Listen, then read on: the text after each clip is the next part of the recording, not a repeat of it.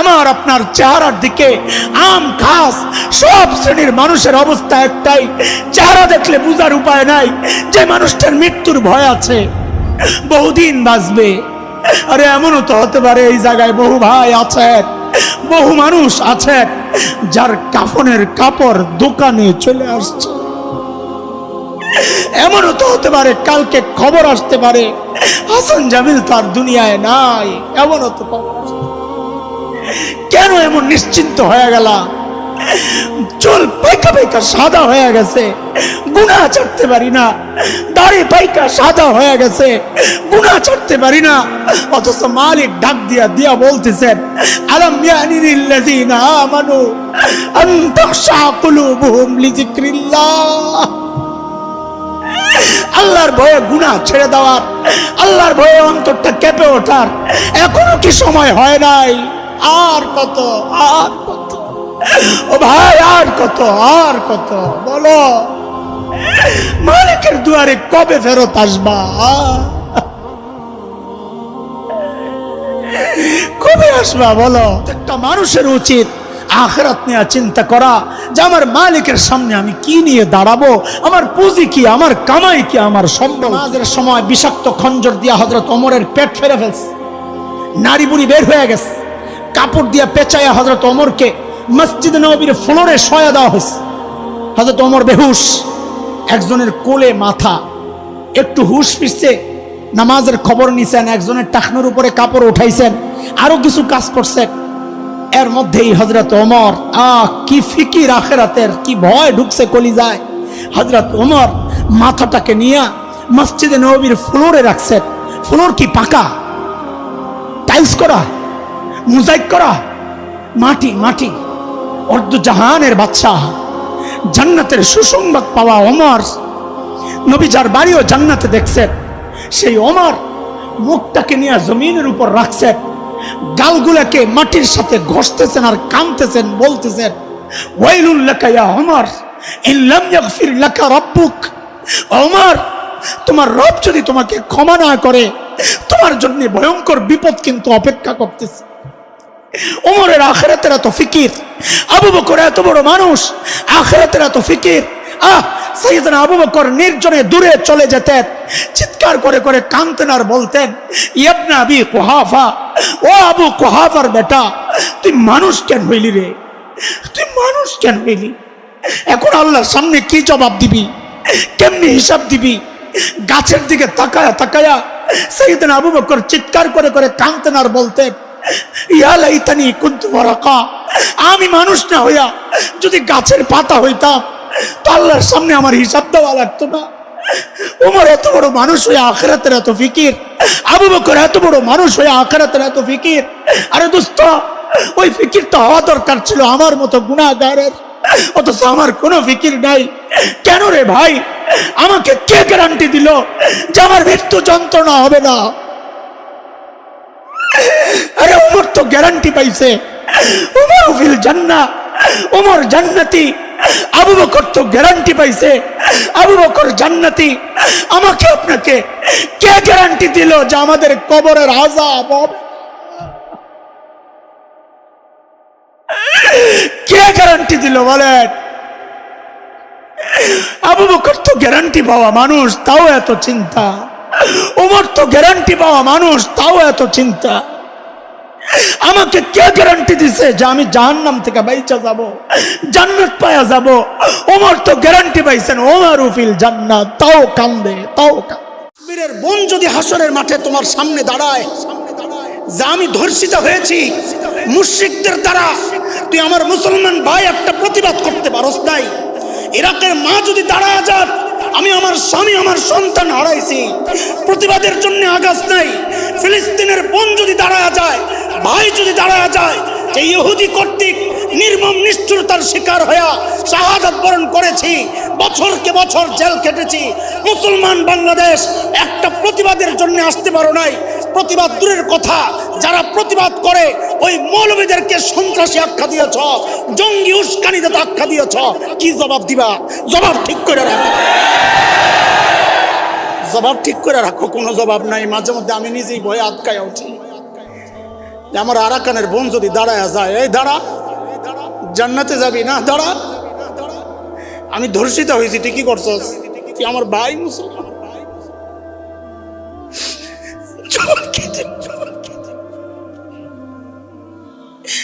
কোনো জবাব নাই, কোনো জবাব নাই, মাফ চাওয়া ছাড়া কোনো জবাব নাই।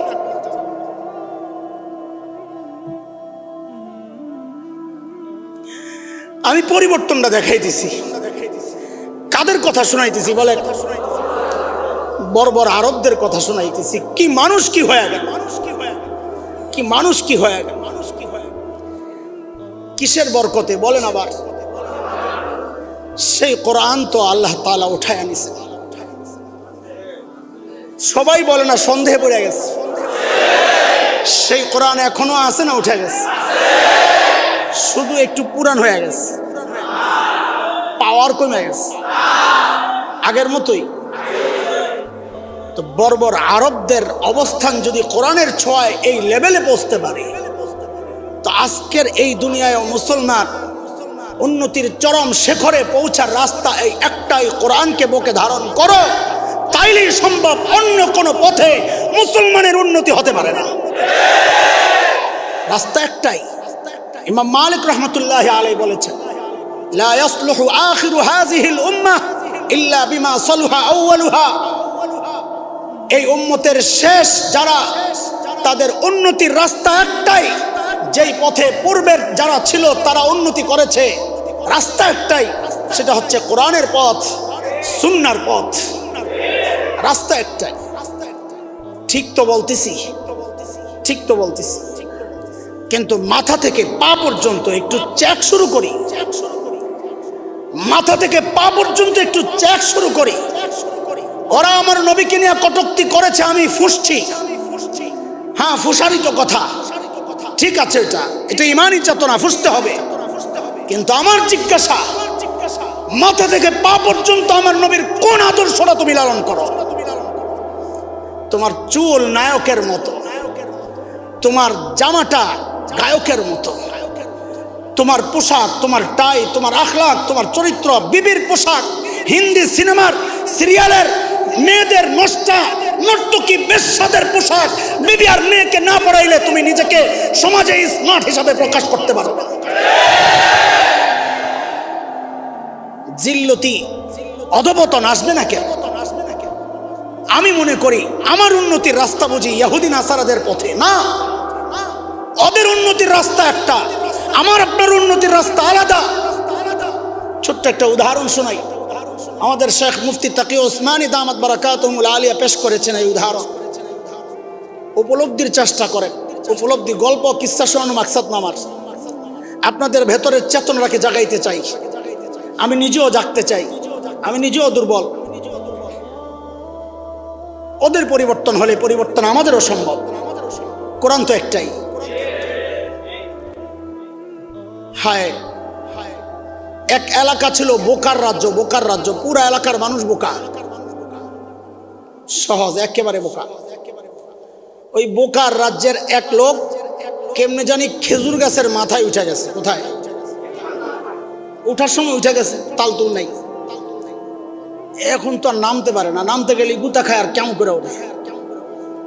এখন এই মাথায় বৈশা বৈশা খালি চিৎকার চেঁচামেচি করতেছে। এলাকার মানুষও পেরেশান, হায়রে এই মানুষটাকে কেমনে নামাবো? কারো মাথায় কোনো বুদ্ধি আসে না। শেষে বুদ্ধি একটা আসছে যে এক কাজ করো, পাশের এলাকায় একটা চালাক লোক আছে, ওরে হায়ার করে আনো। বুদ্ধিজীবী, চুল নাই আর কি। তো ওরে এলাকা থেকে হায়ার করে আনছে। কি সমস্যা ভাই? ভাই আমাদের এক ভাই খেজুর গাছের মাথায় উঠছে, নামতে পারে না, এখন একটা বুদ্ধি দাও তুমি, কেমনে নামাবো? ইজি ব্যাপার, তুমি সোজা। তো কি করতে হবে? কয়টা মোটা রশি লও লম্বা, তুমি মোটা তাড়াতাড়ি লম্বা রশি একটা আনছে, আয়না করে খেজুর গাছের মাথায় ওঠাও। তো ফালাইছে উপরে। এখন কি করব? এই রশি ওর কোমরে শক্ত করে বাঁধতে কর। তো ওই রশি ওই বেটার কোমরে শক্ত করে বাঁধছে। বলে এবার সবাই আমার সাথে রশি ধরো, আমি যখন বলবো একসাথে সবাই টান মারবা। ঠিক আছে। হেইও কয়ে একসাথে টান মারছে, বেড়া তো ছিঁড়ামিরা পইরা নিচে পইরা একদম বক। এখন তো সবাই ধরছে, আরে ভাই তুমি কি করলা এটা? জেতা মানুষ মাইরা লাইলা, মরে যাবে, আমি কি বুঝছিলাম? তো এইটা কোন বুদ্ধি? এটা তো এটা তো আমরাও বুঝি মরে যাবে, তোমার চালাক মনে করে আনলাম। কি জবাব দেয়? আমি তো কয়দিন আগে এইভাবে একজনকে বাঁচাইছিলাম। কই বাঁচাইছ? বলে আমার এলাকায় এক লোক কুয়ার মধ্যে পড়ে গেছিল। কোন জায়গায়? কুয়ার মধ্যে পড়ে গেছে। পরে কুয়ার মধ্যে রশি ফালাইছি, ও কোমরে বাঁধছে, সবাই মিলে টান দিছি, ও বাঁচা গেছে। এই বুদ্ধি নিয়ে হেনে খাটাইছ, কি বুঝলেন? কুয়ায় পড়া মানুষের বাঁচার রাস্তা আর খেজুর গাছের উপরে ব্যক্তি থাকা ব্যক্তির বাঁচার রাস্তা এক না। যেই মুশরিকরা জাহান্নামের গুহায় গর্তে পড়ে আছে, ওর দুনিয়ায় উন্নতির রাস্তা একটা। তোমাকে আল্লাহ মর্যাদা দিয়ে উপরে উঠাইছেন, তোমার বাঁচার রাস্তা আরেকটা। তুমি যদি ওই জাহান্নামীদের রাস্তা বাঁচার জন্যে, উন্নতির জন্যে গ্রহণ করো, তো মরা ছাড়া, জিল্লতি ছাড়া, লাঞ্ছনা ছাড়া কপালে আর কিচ্ছু জুটবে না। ওদের বাঁচার রাস্তা একটা, আমার বাঁচার রাস্তা একটা। আমার বাঁচার রাস্তা হচ্ছে কোরআন। বড় আফসোসের সাথে কথাগুলো বলতে হয়, বড় আফসোসের সাথে। আপনারা শোনেন, খেয়াল করেন, মাদ্রাসার প্রোগ্রাম, হাফেজ ছাত্ররা দস্তারবন্দি আজকে তাদের, এই জন্যই কথাগুলো উঠাইছি। অনেক দূর থেকে ঘুরে আসছি আমি, আপনাদের এখানেই, বাইরের কথা বলতেছি না, আলোচনা লম্বা জায়গা থেকে ঘুরে আসছি বুঝানোর জন্যে। হুট করে ঢুকি নাই, লম্বা সময় নিচ্ছি যেন একটু বুঝে। আমার বয়ানের একটা স্টাইল আছে, সবার বয়ানের একটা স্টাইল থাকে। অনেকে আছে ডাইরেক্ট ঢুকতে পারে, আমি ডাইরেক্ট ঢুকতে পারি না, ঘুরায় দূর থেকে আসতে হয়। এই যে জাগাত আসছি, যেই কারণে বয়ান শুরু। বড় আফসোসের সাথে কথাগুলো বলতে হয় যে এই সমাজের অধিকাংশ মানুষের চিন্তা হচ্ছে এই কোরআন হচ্ছে মৌলবীদের কাজ। এটা আমাদের জন্য না, এই কোরআন মৌলবীদের। হাদিসের কথা, ইয়াতি আলান নাসি জামান লা ইয়াবকা মিনাল ইসলামি ইল্লা ইসমুহু ওয়া লা ইয়াবকা মিনাল কুরআনি ইল্লা রাসমুহু মাসাজিদুহুম আমিরাহ ওয়া হিয়া খারাবুম মিনাল হুদা। আল হাদিস। যেমন এক সময় আসবে যখন ইসলামের নাম থাকবে, মুসলমান থাকবে না। নাম তো আব্দুল্লাহ, কাম করে রামওয়ালাদের সাথে, বামদের সাথে। কোরআনের রসুম রেওয়াজ থাকবে, খতম থাকবে, তাবিজ থাকবে, কোরআনের বিধান থাকবে না। মানুষটা সারা জিন্দেগি কোরআনের বিরুদ্ধে, উলামায়ে কেরামের বিরুদ্ধে, মাদ্রাসার বিরুদ্ধে। অথচ দেখা যায় মরার পর তার আপনজন হুজুর ভাড়া করে খতমের জন্যে। কসম আল্লাহর, জীবদ্দশায় যারা কোরআনওয়ালা হয় নাই, মৃত্যুর পর খতম পড়ায়া জান্নাতে পাঠানো যাবে না। কোরআন খতমের জন্য আল্লাহ নাজিল করেন নাই, তাবিজের জন্য আল্লাহ নাজিল করেন নাই। কোরআন তো আল্লাহ নাজিল করছেন আমার সব কিছুর জন্য, আমার জীবন, আমার পরিবার, আমার সমাজ, আমার রাষ্ট্র, গোটা দুনিয়া পরিচালনার জন্য আল্লাহ কোরআনকে নাজিল করেছে। এর কিছু দায়িত্ব আমাদেরও আছে, শুধু আপনাদের কান্দে দিতেছি না। এর কিছু দায়িত্ব আমাদেরও আছে। এই খতমের সিস্টেম যদি আমরা চালু না করতাম, আপনারা কই জানতেন? এই 40 এই কুলখানি, এই বাৎসরিক আমরা চালু না করলে আপনারা কোত্থেকে জানতেন? আমাদের মতো কিছু মানুষ যাদেরকে আমরা আমাদের পরিচয় আমরা বলি হাক্কুল্লাহ মৌলবী। কি মৌলবী বলেন আমার সাথে? এটা একটা তাচ্ছিল্যের শব্দ, আমরা মৌলবীরা জানেন আর কি। নাম হলো কি? হাক্কুল্লাহ মৌলবী। কোরআন বেচা যারা খায় এদেরকে আমরা কি বলি? হাক্কুল্লাহ মৌলবী। আছে না এই সমাজে? ওদের পকেটে ফতুয়া থাকে, আশেকে রসুল গ্রুপ। পকেটে কি থাকে? কিতাবে না, ফতুয়া কই থাকে? পকেটে। পকেটে মানে পকেটের জিনিস যেমন পাল্টায়, ওদের ফতুয়াও পাল্টায় স্বার্থের জন্য। তো এমন এক হাক্কুল্লাহ মৌলবীর ঘটনা কিতাবে পড়ছি, হিন্দুস্তানের ঘটনা। এলাকায়, ওই এলাকার সিস্টেম ছিল, যেই হুজুর জানাজা পড়াবে ওই হুজুর পরবর্তী যত প্রোগ্রাম আছে সব দায়িত্ব তার, মানে টাকা ইনকাম যা সব তার। এটা জানাজার অধিকার। ছুরি মারলো আর কি, ভাগ বসাইল। তো এক এলাকার অনেক বড় এক ধনী মানুষ, তার বাবা অসুস্থ, খেয়াল করেন, বাবা অসুস্থ, এখন চিন্তা করছে এই বুড়া মরলেই তো জানাজা তো আমিই পড়াবো। তো যেহেতু ছেলে ধনী, পরবর্তী প্রোগ্রাম 40 কুলখানি এগুলার মালও তো বেশি আসবে, বিল বড় হবে না, ধনী মানুষের বিল। তো এখন খালি আল্লাহর কাছে দোয়া করে, আল্লাহ বেটা মরে না কেন, মরে না কেন, মরে না কেন। মরলেই তো ইনকাম শুরু, পকেট খালি হয়ে গেছে। হঠাৎ একদিন শহরে গেছে কোন কাজে, মরে না, শহরে গেছে কোন কাজে, এর মধ্যে খবর পাইছে ওই লোক তো মারা গেছে। এখন তো আফসোস, হায়রে আমার জানাজা তো ছুটে গেল। জানাজা ছুটছে মানে আমার ইনকামও বন্ধ। বুঝেননি কথা? দৌড়াইয়া শহর থেকে গ্রামে আসছে, আইসা থেকে হ্যাঁ ঠিকই চিন্তা যেটা করছে ওইটাই, জানাজা হয়ে গেছে। তো জানাজা হয়েছে কি হয়েছে, ফতুয়ার পকেটে আছে না, কথা বলেন না। তো মাইয়তের আপনজন রে ডাকছে, জানাজা যে পড়ছেন, জানাজার মধ্যে মাইয়তের নাম টাম নিছেন নি? আচ্ছা, মাইয়তের নাম নেয়নি জানাজায়? তো আপনজনরা কয় না, নাম তো লয় নাই। তাইলে এই মাইয়ত থেকে দুনিয়ার শেষ মাথা পর্যন্ত কত মাইয়ত সামনে আছে, কার জানাজা পড়লেন কেমনি বুঝবেন? আহারে সহজ সরল মানুষ, জাহেল মানুষ, হুজুর যা কয় তাই তো, কই ইন্নালিল্লাহ। হুজুর তাইলে এখন কি করার কিচ্ছু নাই, রাস্তা একটাই, জানাজা আবার পড়তে হবে। হ্যাঁ, তো চিন্তা হইলো জানাজা দৌড়াইলে তো আমি ইমাম। তো এলাকাবাসী সিদ্ধান্ত নিয়েছে, ঠিক আছে তাহলে জানাজাটা আমরা আবার পড়ি। তো হ্যাঁ নামাজে দাঁড়াইছে। ওদিক দিয়ে আগে যেটা জানাজা পড়াইছে, হ্যাঁ তো খালি রাগে ফুলতাছে, এর ইনকাম গেছে গা। হ্যাঁ পিছন দিয়ে রেডি, দেখি তুই জানাজা কেমনে পড়াস। তো নামাজে দাঁড়ায় 3 তাকবীর দেওয়া শেষ, এখন তো দোয়ার টাইম, দোয়ার মধ্যে তো দোয়া নাম লইব। আল্লাহুম্মা গফির লি হাইয়িনের জায়গায় আল্লাহুম্মা গফির লি আব্দুল্লাহ, এরকম কিছু একটা বলতে হবে। এখন 3 তাকবীর দিয়ে এখন চিন্তা করতেছে, ফতুয়া তো দিলাম, সিস্টেমটা কি আমিও তো বুঝতেছি না, নামটা কই বলো, কিভাবে বলো, আর দোয়াই বা কেমনে করো। তো উর্দু আলাদের ঘটনা, তো উর্দুতেই কথাটা আসছে আর কি। তো হঠাৎ দোয়ার মধ্যে বলতেছে, নাম বলতেছে, ওয়ালিদ কা নাম ইমরান, ওয়ালিদা ফাতেমা, উসকা নাম রমজান, ফাবি আইয়ি আলাই রাব্বিকুমা তুকাজ্জিবান। দোয়া পড়ে লেছে, নাম লয়ে লেছে। পিছনের যে ইমামটা আছে, আগের যেটা পড়াইছে, হ্যাঁ তো বুঝছে বাটপারি, হ্যাঁ পিছন থেকে লোকমা দিছে। কি লোকমা? ये जनाजा ना बीच हदीस ना बीच कुरान, फबी अय्यि आलाई रब्बिकुमा तुकज्जिबान। এই জানাজা না হাদিসে আছে না কোরআনে আছে, ফাবি আইয়ি আলাই রব্বিকুমা তুকজ্জিবান। হ্যাঁ দেখছে সর্বনাশ, তো ধরা খায়া গেছে। এখন সামনের থেকে বলতেছে, আধা মেরা আধা তেরা জেরা বনকর। আরে বেটা শুনালো পরে আসিস। আধা মেরা আধা তেরা জেরা বনকর জবান, ফাবি আইয়ি আলাই রাব্বিকুমা তুকাজ্জিবান। কথা কইস না, অর্ধেক আমার অর্ধেক তোর, ফাবি আইয়ি আলাই রাব্বিকুমা তুকাজ্জিবান।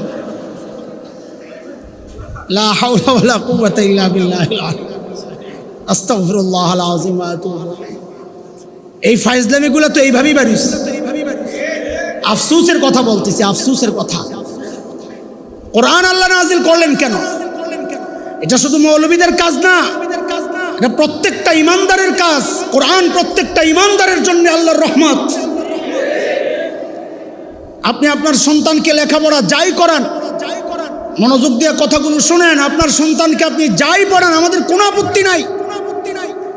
আপনি ইঞ্জিনিয়ার বানান, আপনি ডাক্তার বানান, কিন্তু আমাদের একটা অনুরোধ হচ্ছে, তাকে শুরুতে কোরআন নামক টিকার একটা ডোজ দিয়ে কোরআনের টিকার ডোজ যদি না পায়, ওই ছেলে তো ওই মেয়ে তো ব্যারিস্টার হবে, কিন্তু কোরআনের ডোজ না পাইলে ওই ব্যারিস্টার দেখা যাবে মাকে গলা ধাক্কা দিয়ে ঘর থেকে বের করে।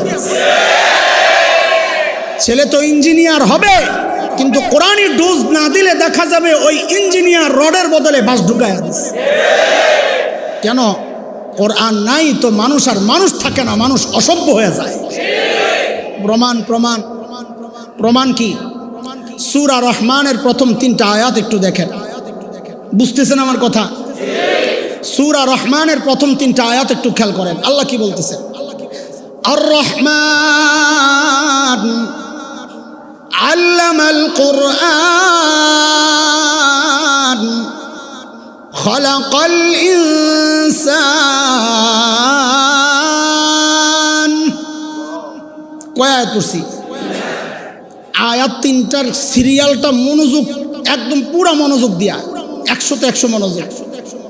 প্রথম আয়াত রহমান, আল্লাহ কে? রহমান। 2 নম্বর আল্লামাল কোরআন, যিনি কোরআন শিখালেন। তো কোরআন শিক্ষা কয় নম্বরে আসছে?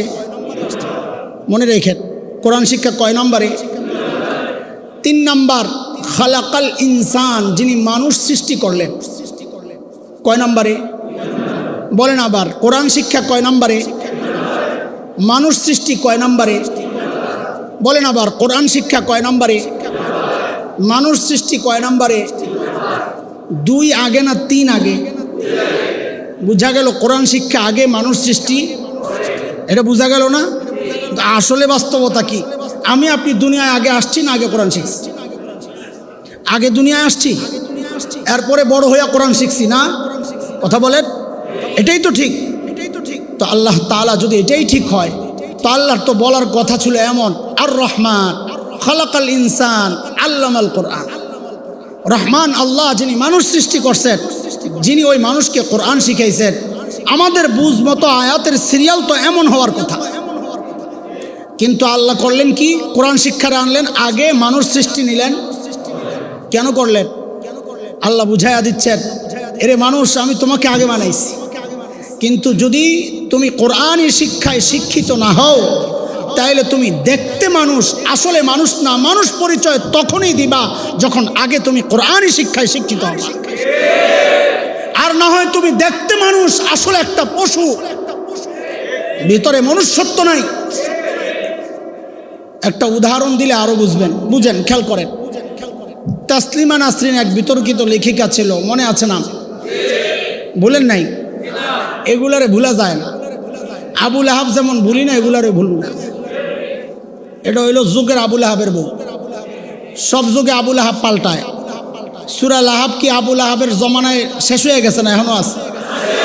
সূরা লাহাব যতদিন থাকবে, যুগে যুগে আবুল আহাব আসবে। আবুল আহাবের বউ উম্মে জামিল, নাম পাল্টায় পাল্টায়। কোনো যুগে উম্মে জামিলের নাম আসবে তাসলিমা, কোনো যুগে আসবে ওই তুরিন টুরিন, এক এক সময় এক একটা আসবে।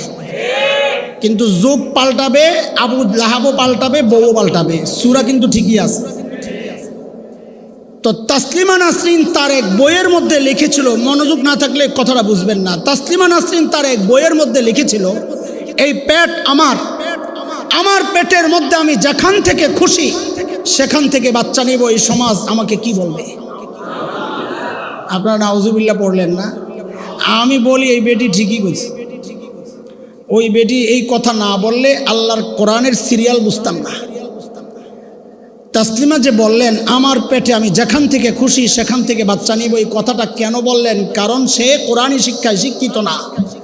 এই জন্যে সে যেই কথা বলেছে এটা মানুষের কথা না। কারণ যেখান থেকে খুশি সেখান থেকে পেটের মধ্যে বাচ্চা মানুষ নেয় না, এটা কুত্তার চরিত্র। ও বুঝাইয়া দিছে আল্লাহর কথাই ঠিক। আমি যেহেতু কোরআনী শিক্ষায় শিক্ষিত না, এই জন্য আমি দেখতে মানুষ, আসলে মানুষ না, আমি নাম্বার 1 একটা কুত্তি। আল্লাহ বলেন ওই জন্যই আমি কোরআন শিক্ষার ব্যাপার আগে আনছি, মানুষ শিক্ষার ব্যাপার পরে নিছি। এইটা হচ্ছে এক ব্যাখ্যা, এটার আলাদা অনেক ব্যাখ্যা আছে। আমার যে কথাটা বলা দরকার, যে কোরআন শিক্ষা নাই, কোরআনী শিক্ষা নাই, ওই মানুষ মানুষ না, দেখতে মানুষ, আসলে জন্তু। আপনি দেখেন যার ঘরে কোরআন নাই তার ঘরে শান্তি নাই। এই চ্যালেঞ্জ তো আল্লাহর। চ্যালেঞ্জ কার? আল্লাহ বলেছেন, ওমান আরাদা আন যিকরি فإن له معيشة ضنكا ونحشره يوم القيامة أعمى قال رب لم حشرتني أعمى وقد كنت بصيرا قال كذلك أتتك آياتنا فنسيتها وكذلك اليوم تنسى সহজ কথায় আল্লাহ বলতেছেন, কোরআন মানবা না আমি কলিজায় আগুন লাগাইয়া দিব। আমরা কি দেখলাম? ছেলে মেয়ে প্রতিষ্ঠিত, নিজে প্রতিষ্ঠিত ব্যবসায়ী, অথচ কোরআনী এলেম নাই, দিন মানে না। তো কি হইছে? নিজের নিরাপত্তার জন্য কিনা পিস্তলটা দিয়ে নিজেকে গুলি করে হত্যা করেছে। এই দৃশ্য দুনিয়াবাসী দেখে নাই কেন? কোরআন থেকে দূরে সরবা তো আল্লাহ কলিজায় আগুন লাগাইয়া দিবে। ও বাবা, ও মা, যারা শুনতেছেন আমার কথা, আপনাদের কাছে একটা জিজ্ঞাসা আমার। এই জিজ্ঞাসার আগে আমি ছোট্ট একটা ঘটনা শোনাইতেছি আপনাদেরকে। ডরায়েন না, ছেড়ে দিব। আমারও তো কাহিল লাগতেছে, গরমের মধ্যে কার ভাল লাগে। আমার মসজিদের কথা। এই গল্প আমরা কিতাবেও পড়েছি, কিন্তু আমার নিজের সাক্ষী, আমি নিজেও দেখেছি। এক বড় মানুষের বাবা ইন্তেকাল করেছে। ছেলে বড় ডক্টর, পিএইচডি করা ডক্টর, আমেরিকার কোন ইউনিভার্সিটিতে পড়ায়। বাবা ইন্তেকাল করেছে, ছেলে আসবে এই জন্য হসপিটালে লাশ রেখে দিয়েছে 2-3 দিন। ছেলে যখন আসছে, জানাজা আসছে আমার মসজিদে, জানাজা পড়াইতে দাঁড়াবো, এর মধ্যে ওই ভদ্রলোক হাউমাউ করে কান্না শুরু করছে। আমরা সবাই অবাক। অবাক হওয়ার কারণ হচ্ছে, এই জাতীয় মানুষ দিল একটু শক্ত হয়, লেখাপড়া করতে করতে কেমন জানি হয়ে যায়, কান্নাকাটি কম করে। আবার লম্বা সময় বাবা থেকে বিচ্ছিন্ন, এই জন্য টান কম থাকার কথা। আপনজনরাও অবাক যে ঘর থেকে লাশ বের করা। আমার নিজের দেখা হচ্ছে, একজন মাইয়ত কেন্দ্রিক সবচাইতে করুণ সময়টা হচ্ছে যখন লাশটাকে ঘর থেকে বের করা হয়। তখন মহিলারা, বিশেষ করে মেয়েরা চিৎকার করে কান্না করতে থাকে, এই জন্যে যাহারে জীবনের শেষবারের মতো বের হয়ে যাচ্ছে ঘর থেকে। ওদের কান্না শুনলে পুরুষরাও কান্না শুরু করে। ওই সময়টা হচ্ছে সবচাইতে করুণ কঠিন সময়। তো আপনজনরা বলতেছে, হুজুর ও তো ওই সময়ও কান্না করে নাই, বাসায়ও কান্না করে নাই, এখন কেন কান্না করতেছে? তো আমরাও অবাক, কেন কান্না করতেছে? তো এলাকার ছেলে, মসজিদের খতিব, এই হিসাবে দায় আছে, এই জন্য তাকে ডাইকা কাছে আনছি। ভাই দিকে আসে, বুকে জড়ায় আনিছি। ভাই আমারও বাবা নাই, আমারও মা নাই, আপনারও বাবা চলে গেছে, একদিন আমিও যাব, আপনিও যাবেন, ধৈর্য ধরেন। ভদ্রলোক আমাকে জড়ায় কানে কানে বলতেছে, হুজুর বাবা মারা গেছেন, আমি ওই জন্য কাঁদছি না। বাবা মারা গেছেন, আমি ওই জন্য কান্না করছি না। তো বলে, তো কি জন্য কান্না করছেন? বলে, আমি এখন জানাজা পড়বো, আমি কান্না করছি এই জন্যে। আমি ভাবতেছি, বাবা আমারে তুমি কত লেখাপড়া করাইছো, কত কিছু পড়াইছো, সর্বোচ্চ ডিগ্রি আমার, এত এত পড়াশোনা করলাম, এত কিছু তুমি করাইলা, কিন্তু এখন তোমার লাশ সামনে, আমি জানাজা পড়বো, কিন্তু কি পড়বো আমি কিচ্ছু জানি না। আমি তো কাঁদতেছি ওই জন্যে।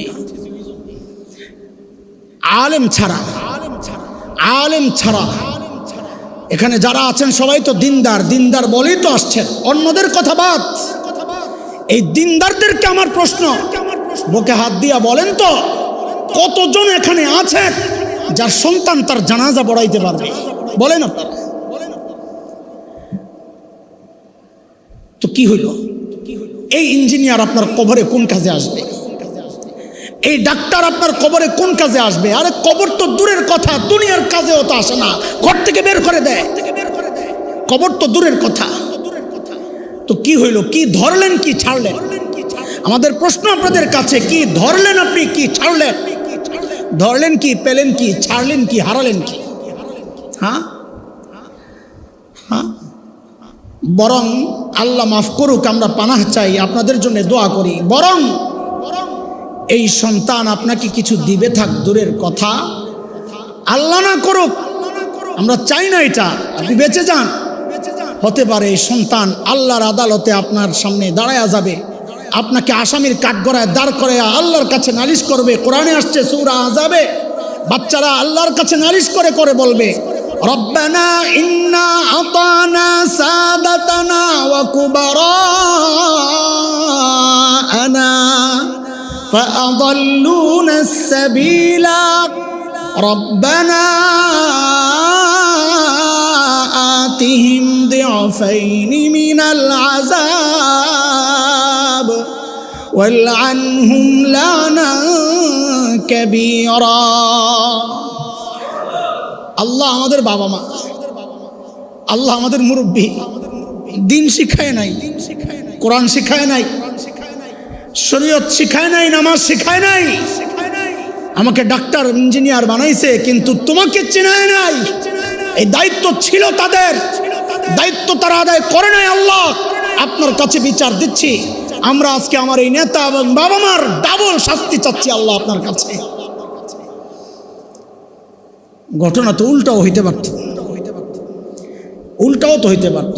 আপনার গন্তব্য জাহান্নামের দিকে ফেরেশতারা হাঁকা হাঁকা নিয়ে যাচ্ছে। ওয়াসিকাল্লাযীনা ইত্তাকাউ ওয়াসিকাল্লাযীনা কাফারু ইলা জাহান্নামা যুমারা, জাহান্নামের দিকে নিয়ে যাচ্ছে।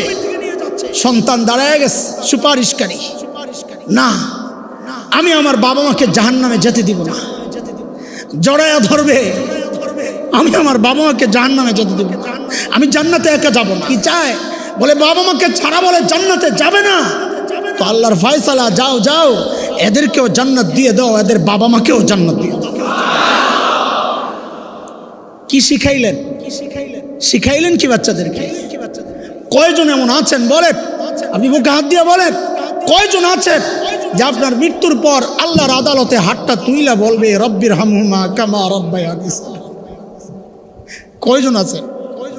আমি তো মাঝে মধ্যে বলি, আমি কি করছি না করছি জানি না, কিন্তু আমার বাবা মা বড় সৌভাগ্যবান, বড় সৌভাগ্যবান। কারণ হচ্ছে আমার মনে পড়ে না, আমি জানি না এমন কোনো দিন বাকি যায় কিনা, বাদ যায় কিনা, যেদিন আমি দোয়ায় রব্বির হামহুমা এই দোয়াটা পড়ি না। কেন কেন আপনাদেরকে বলি কেন? কারণ আমাদের বছরে আমার প্রায় দিনই প্রোগ্রাম থাকে, প্রায় দিনই প্রোগ্রাম থাকে, কোনো দিন 3টা 4টা 5টাও থাকে। তো যখন দোয়া করতে হয়, দোয়ার মধ্যে কমন দোয়া তো রব্বির হামহুমা আছেই। তো আপনাদের জন্য করি না করি, দোয়া তো আমি আমার জন্যই করতেছি। তো আমার বাবা মা প্রতিদিন আমার দোয়া পাইতেছেন। আমি তো বলি, আমার বাবাকে যদি আল্লাহ জিজ্ঞেস করেন, আয় তুমি তোমার সন্তানকে দুনিয়ায় কি অবস্থায় রেখে আসছ, তো আমার বাবা তো গর্বের সাথে বলতে পারবেন আমি তারাবির নামাজে ছিলাম। তো আমার বাবা তো বলতে পারবেন আমি আমার সন্তানকে সেজদায় নামাজে রেখে আসছি। আমার মা তো বলতে পারবেন যে আমি সফরে ছিলাম, মাহফিলের সফরে, যে আমার সন্তানকে দিনই সফরে রেখে আমি দুনিয়া থেকে বিদায় নিছি। হ্যাঁ, আমাদের এইরকম কি পুঁজি আছে বলেন তো? কয়জন এমন পুঁজি রেখে গেছেন? এই মাদ্রাসাওয়ালারা কি চায় আপনাদের কাছে? নবীদের টার্গেট যা ছিল, মাদ্রাসাওয়ালাদেরও টার্গেট একটাই। নবীদের টার্গেট ছিল কোরআনকে মাঝখানে রাইখা বান্দাহকে রবের সাথে জুড়ে দেওয়া, মাধ্যম বানানো কোরআনকে। নবীদের ওয়ারিস যারা, তাদেরও টার্গেট একটাই, মানুষকে কোরআনের মাধ্যমে আল্লাহর সাথে জুড়ে দেওয়া। এই জন্য যারা শয়তানের দালাল, শয়তানের টার্গেট ছিল কোরআন থেকে মানুষকে দূরে সরাইয়া আল্লাহ থেকে বিচ্ছিন্ন করা। শয়তানের দালালরাও এখন উঠে পড়ে লেগেছে আলেমদের বিরুদ্ধে, বিভিন্ন কুৎসা রটিয়ে মাদ্রাসার বিরুদ্ধে চক্রান্ত করে। কেন? যেন এই সমাজকে, মানুষকে, আল্লাহর নবীর উম্মতকে কোরআন থেকে দূরে সরাইয়া, আলেম ওলামা মাদ্রাসা থেকে দূরে সরাইয়া আল্লাহ থেকে বিচ্ছিন্ন করতে পারে। ওদের টার্গেট এটা, আমাদের টার্গেট এটা। সিদ্ধান্ত আপনার, কাদের পক্ষে থাকবেন, কাদের প্রতিপক্ষ হবেন। মনে রাখেন, যদি আলেমদের প্রতিপক্ষ হন, আপনার লিডার হচ্ছে আবুল আহাব। আর যদি আলেমদেরকে বুকে নিতে পারেন, আপনার লিডার হাসরের মাঠে হবে মুহাম্মদুর রাসূলুল্লাহ সাল্লাল্লাহু আলাইহি ওয়াসাল্লাম। সিদ্ধান্ত আপনার, সিদ্ধান্ত আপনার কোন মিছিলে আপনি অংশগ্রহণ করবেন, সিদ্ধান্ত আপনার। আমাদের দায়িত্ব হচ্ছে আপনাদেরকে কথাগুলো পৌঁছায়া দেওয়া, দিলকে চাঙ্গা করার জন্যে, উৎসাহিত করার জন্যে বিভিন্ন ঢঙে, কখনো নরমে, কখনো গরমে, কখনো প্যারাসিটামলে, কখনো অ্যান্টিবায়োটিকে, কখনো মিষ্টি ওষুধে, কখনো ইঞ্জেকশনে, কখনো থেরাপিতে, কখনো অপারেশনে, বিভিন্ন সিস্টেমে ডাক্তার যেমন চিকিৎসা করে, একজন আলেম উম্মতের রুহানি ডাক্তার, তারাও বিভিন্নভাবে, বিভিন্ন সুরে, কখনো নরমে, কখনো গরমে, কখনো নিচে পুছে, কখনো ধমকের সুরে আপনাদেরকে চায় একটাই টার্গেট। আপনাদের আমাদেরও টার্গেট একটাই, উম্মতকে কোরআনী নূরে নুরানি কইরা, কোরআনী ছায়ায় সকলকে টেনে এনে একসাথে বুকে বুক মিলাইয়া সাহাবীদের ওই মিছিলে মোবারক কাফেলায় শরীক হইয়া জান্নাত অভিমুখে রওনা হব। আমাদের টার্গেট একটাই। সিদ্ধান্ত আপনার, আপনি কোন মিছিলে অংশগ্রহণ করবেন, সিদ্ধান্ত আপনার। আল্লাহ তাআলা আমাদেরকে সহি বুঝ দান করেন।